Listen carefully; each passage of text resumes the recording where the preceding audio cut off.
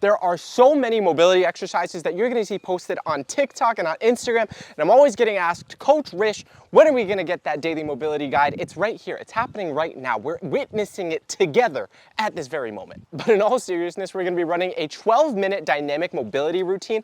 A dynamic mobility routine is gonna consist of dynamic stretches. So we're gonna get into that stretch position, hold it for 2 to 5 seconds, bounce back, and then bring it back into that stretch. And for that reason, we're gonna wanna do this early on in the day or right before we work out. We don't want to do dynamic stretches at the end of the day when we're trying to go to sleep, just like we don't want to do static stretches first thing in the morning when we're trying to wake up. So if you want to see some more static stretches, or you just want to see more dynamic mobility drills, mobility routines in general, focused on knees, ankles, hips, shoulders, whatever else we choose to get to, we're going to be posting plenty more of these follow along mobility guides to go along with it. So be sure to subscribe. And let's not waste any time. I'm ready to hop into the workout real quick though, guys. Quick disclaimer.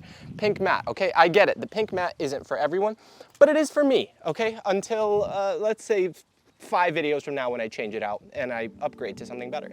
Let's hop in though. Let's get started with an ankle mobility drill. I'm gonna have you wedge the side of your hand into the top of your ankle and push that knee past the toe. Got it? We're gonna hold this one for a minute here.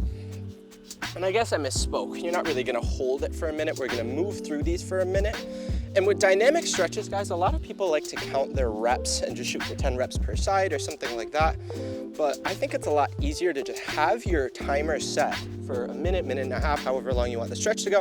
That way, instead of counting the reps, you can make your reps count, to quote the great Jeff Cavalier, and just get the most out of your stretch. You don't worry about how many reps you have left and then you just turn it on at the end when you have, 2, 3 more reps. You can kind of just milk every single rep that you do, quality over quantity. And even if you don't get 10 reps, if you maintain a good tempo for a minute, you're gonna be just fine.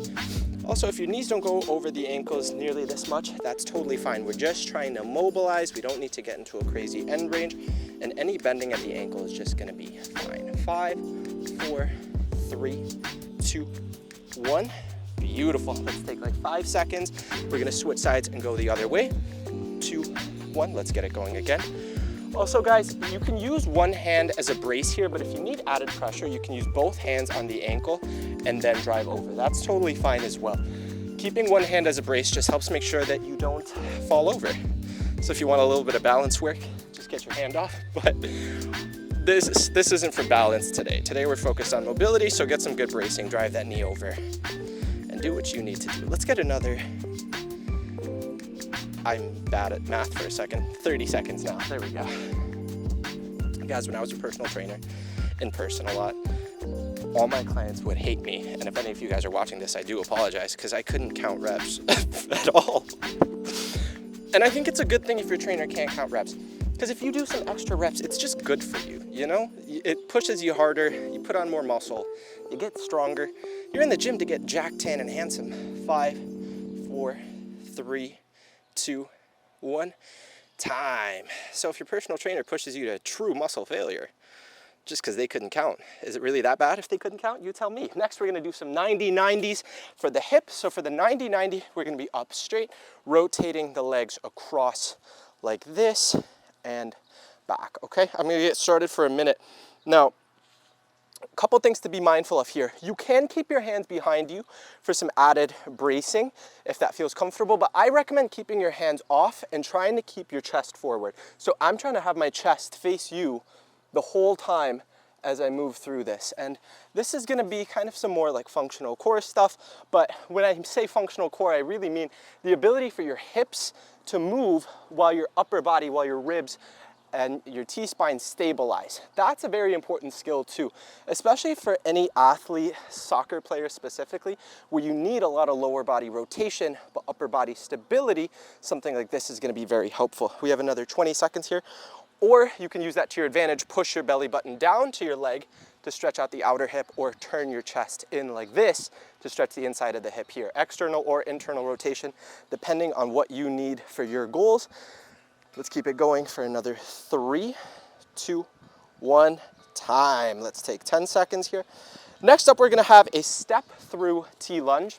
With the step through T-Lunge, I like this one because it's a dynamic mobility drill, but there's a little bit of a cardiovascular element to it as well. So it's great for a warm-up before you work out. So we're gonna start in a high plank position right here, step 1 foot across, and open that hand up to the ceiling, pointing your chest to the sky.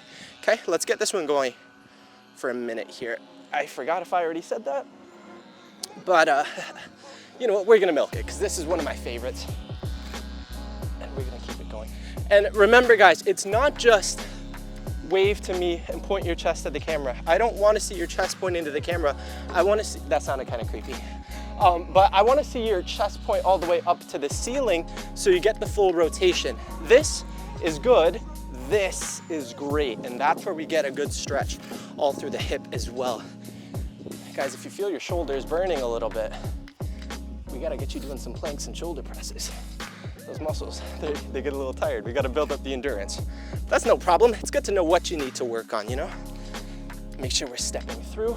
Ideally, that foot and hand end up in line with your step through, but it's not an exact science. Not gonna be mad either way. Keep it going for another 5, 4, 3, 2, 1. Beautiful. Next up, we're gonna get a scorpion stretch for the lower body. Now, a real quick alternative for beginners would be the supine leg twist. So if I have you lying down right here with your shoulders pinned to the wall and you step your leg across, this is gonna be a great beginner variation. Just make sure the shoulders are set and the hips are moving.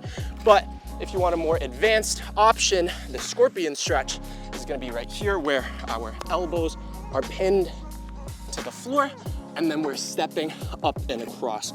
Let's go for a minute here. Let's get it started.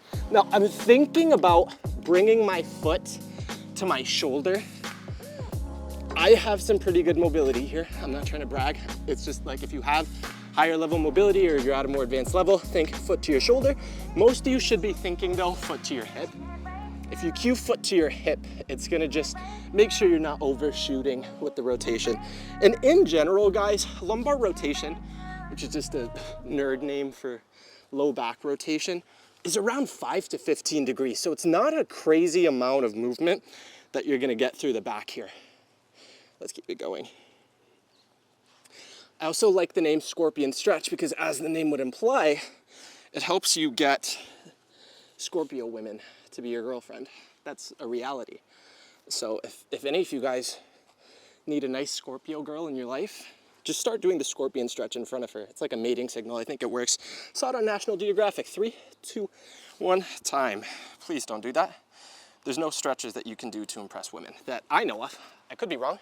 If there's any, please let me know. Okay, let's switch to an elephant walk for the hamstrings. For the elephant walk, you're gonna grab onto your feet, or I like to cue grab onto your big toes if that's an option for you. We're gonna bend the knees and then we're gonna extend back to stretch out the calf and hamstring. So let's get that going for a minute here. Now, you can do these at the same time. That's totally fine, but I would recommend going one at a time. So I'm only kicking one leg straight at a time. Now, the reason that's helpful is, see how my hips are rotating as my knees are extending? That's because the hamstrings cross the hip and the knee. So we want the hips to rotate freely in order to get a good full stretch in the hamstring. This is also great for basketball players, boxers, wrestlers, tennis players, especially wrestlers, because wrestlers are gonna be in the staggered stance. That single leg hip rotation is gonna be really beneficial.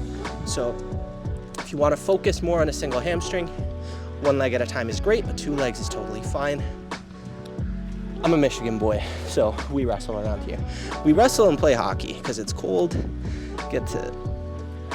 What's more fun than body slamming a 12-year-old lean Indian kid for fun? Because that's what everyone did here, okay? They beat me up on the rink. 3, 2, 1. Not my fondest memories at the hockey rink in Michigan. Next, we have a QL stretch, so we can sit down for this one. We're gonna get into a half cross-legged position. Get your hand underneath your heel. I like to grab your Achilles tendon with your elbow wedged into your leg. We're just gonna rotate that chest up to the ceiling, okay? Let's get this going for a minute here. Now, guys, the QL, or the quadratus lumborum, it's right here on the side of your low back. If you're not feeling it, it should be like right around here.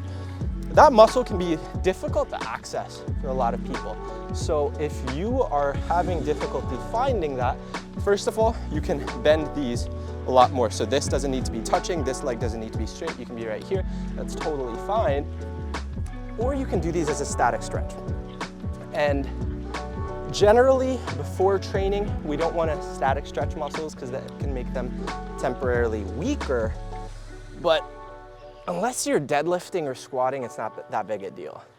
And on top of that, you're not going to use your QL in a lot of your traditional gym exercises. If you're more of like a functional fit or athletic trainer, then maybe that changes. But I think it's fine if you have a really tight QL and you have difficulty accessing the stretch, then just hold it as a gentle static stretch. Give me another 3, 2, 1, good. Let's take 10 seconds, kind of shake the back out a little bit, and then we'll switch sides. Same thing, guys. So this is literally all you need. This leg can be bent this much. You can keep a good bend on the other side, and let's get it started for a minute here. Breathing out. Same thing, chest up to the ceiling, not just pointing your chest at the camera. Good, big breath out. Also, if this is feeling tight, just be mindful of how much you're rotating because this shouldn't be comfortable. None of these stretches, or it should be comfortable, none of these stretches should feel uncomfortable while you go through them. It should all feel nice. And a lot of people, when they're tight, they just start stretching the crap out of their muscles, like to a point of pain, thinking that, oh, I can just, literally stretch out my muscle to fix it. But no, it's just part of the solution. So you can't just super stretch a muscle to fix it. You want to generally have stuff that's comfortable. You don't need to stretch to pain most of the time. Give me 10 seconds. Okay. Give me another 5, 4, 3, 2, 1. Beautiful. We're almost there, guys. We got a couple upper body stretches to finish things off. We're gonna go with the sleeper stretch next. It is sweaty season in Michigan. It's like 80 out right now. For that sleeper stretch, what I'm gonna have us do is we're gonna rotate our weight onto our shoulder so our elbow is pinned into the mat, and then we're gonna push our wrist down to the floor. Let's go for a minute here. And guys, you don't need your hand to get all the way to the floor by any means. This stretch, for some reason, people's egos get involved, or I don't know what it is, but everyone's in a race to just get their hand down and no one's pinning their shoulders correctly. I do the sleeper stretch like professionally, guys, and my hands don't touch the floor. So there's really no need for you to be doing it. And if you can get your hand to the floor very easily, you're probably not keeping enough weight on top of your shoulder. And you're just not getting the most out of your stretch. You might, impress some nearby gym goers with your ability to maintain glenohumeral internal rotation, but it's not beneficial for you. Keep it going. We're gonna get another 15 seconds here. Breathe out as you push. This one I like to hold a little bit longer too. I'll hold this bottom position for like 5 seconds at a time before I get out of it. Give me another 3, 2, 1. Beautiful. Let's switch sides here. Give you a little bit of time just to switch sides with me, but most of you will just have to roll over because you don't have to face a camera. Let's keep it going for another minute on this side. And while we're going at it, guys, I just wanted to say a quick word from today's sponsor, me. I sponsor today's video. Go book a consult with me. Guys, I'm going to be honest. It's a little creepy that you've seen my face, you've seen my house, but I've never seen you. So if you just book a consult with me, we'll be able to talk face to face. That way you're a little bit less creepy. I'm kidding. But more importantly, and not a joke, we can address some of your fitness goals, part of your fitness routine. Make sure that your mobility, strength training, nutrition, hydration, recovery, sleep, all that good stuff is on point and good to go. So link in the bio to sign up. 10-minute or 30-minute consults. Whatever you want to do. Whatever you want to do. Let's get another 15 seconds here. We should get a good stretch through the shoulder here. We have another 10 seconds to go. Breathing out with every rep. 5, 4, 3, 2, 1. Time. Good. We're going to finish things off with a dynamic neck and trap stretch. So for this stretch, what I'm looking for, I want you to drop one hand behind you. And do you see what that's doing to my shoulder? When I reach behind me, this shoulder is dipping with me. And then once that happens, I'm going to breathe out and pull my head to the side gently. Okay, let's get this one going for a minute. This one, guys, if you don't get your arm behind you, all of a sudden your shoulders are high and now you have to torque your neck and you're not getting any stretch. You want to take all the slack out correctly and pull. My phone just lost the battle with the sun. My phone just overheated, guys. So I'm going no stopwatch. I'm going no timer. I got an internal clock. In another life, I was a drummer for the Red Hot Chili Peppers. Did you know that? Yeah, I bet you didn't. Keep it going. Sorry, let's get another like 25 seconds. It's funny because the timer that I'm gonna put up on this, I think if I just overshoot and cut will be good, but I wanna see if I can do it without the timer, because I think I can. Give me another 10 seconds here. 6, 5. Good, shake the head out. We're gonna get the other side in a second. Guys, if your neck is feeling really sore while doing this, you're pulling too hard. This should be a very gentle stretch. And go. And the other thing with this is there's a bunch of muscles in the neck. And oftentimes you have to see which one you need to target correctly. And a super easy way to do that, you can just make some yes-no shapes while you pull. So if I go yes, no, oftentimes I might just bring my chin to my shoulder and I'm like, ooh, that feels very tight. And then that's generally a good guideline for the direction you need to go in with this stretch. But don't be scared to point the chin up, point the chin down. There's a few different directions you can go with this one. And if you need to do it as a static stretch, if this is hurting your neck to do it dynamically, by all means go ahead. Did you guys see how my shoulder came up? I need to reach around, maybe even sit on my hand. That works really well. Let's keep it going for another 10 seconds here.